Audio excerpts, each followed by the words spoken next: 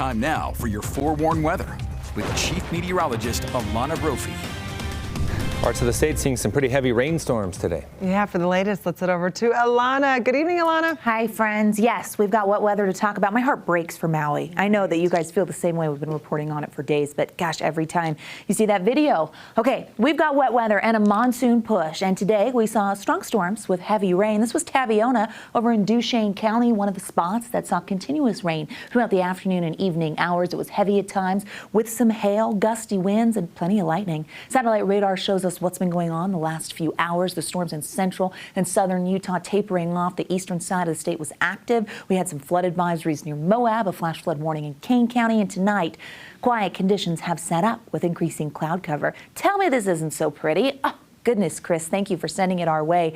South Jordan skies tonight, that pink hue, we live in a beautiful place. And tonight was a good one. Okay, want to talk temperatures because we were above average. 96 for that high in Salt Lake. We saw 90s along the Wasatch Front. 92 is the seasonal norm in Salt Lake, so we were a few degrees above that. 96 in Moab, 99 in St. George, with a lot of 90s throughout the state, a few upper 80s there. As we head into tonight, the cloud cover will be around, mostly clear to start, though, with those 80s at the top of the hour. For the overnight, mid-70s expected, so mild conditions, partly cloudy skies, and that's how we will start tomorrow with those upper 70s ahead of us by 9 a.m. Here's the setup for your Thursday and why we're seeing this monsoon push. We've got an area of low pressure over in the Pacific and high pressure to our east, so we're in between two systems, and we're funneling in that southerly flow, which is pretty moist because of those two systems. So monsoon moisture will surge further north for your Thursday, head towards the Utah-Idaho border, and it brings the potential of some storms to the Wasatch Front. Okay, so you're planning, maybe you're going back to school. Yeah, there's a chance in the afternoon and for the evening commute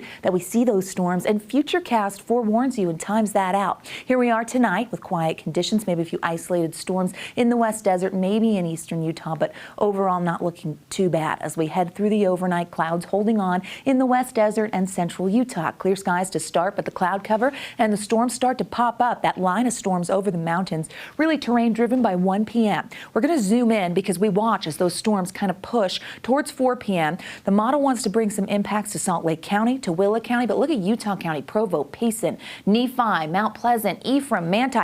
Looking at heavy storms. Wasatch Plateau also going to get some heavy rain. We see southwestern Wyoming and near Evanston getting pretty soggy as well. Isolated potential for the Wasatch Front, but by 10 p.m., southeastern Utah has some strong storms in and around Capitol Reef, near Moab and Grand County, and the Four Corners area could also stay active over parts of I-15 in Beaver County, and then over in the West Desert. So a lot going on. Flash flood potential probable for tomorrow, which means, yes, you want to stay out of those areas, the Mighty Five. Not the best time to visit those low-lying areas. Have to be careful around burn scars as well.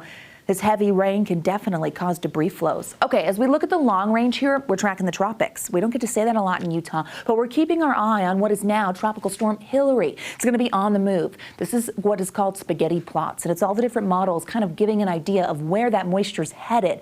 Now, it looks like it's going to impact Southern California as we move towards the weekend, but if that's slightly east, it could get caught up and bring an uptick in monsoon moisture to the desert Southwest and possibly Utah. So we're going to watch that really closely as the model runs continue and begin to refine. Precipitation outlook from the 22nd to the 26th brings above average potential for portions of the Beehive State and the western United States. So we're going to see what happens. But measurable moisture in the next 7 days put out by the Weather Prediction Center here. The rainfall forecast shows places like Flagstaff, Las Vegas, and St. George picking up some hefty totals with all that moisture present. We, of course, will bring you the timing in. Keep you in the know. 90s for tomorrow will be our last day with heat above average for a little while because a cool down's on the way with this moisture moving in. 90s, some triple digits in places like Moab, 101 in St. George, and 100 is the average this time of year for Washington County.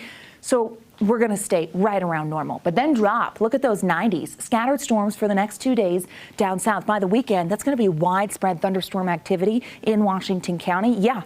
We dropped to the 80s. Sunday and Monday looks cool. Not in like awesome, unless you like storms. Here's a check on the Wasatch Front where you get those 90s. We dip into the 80s. Isolated storm potential for the next several days. That upticks for the latter half of your weekend and into next week. So a lot going on, changing things up.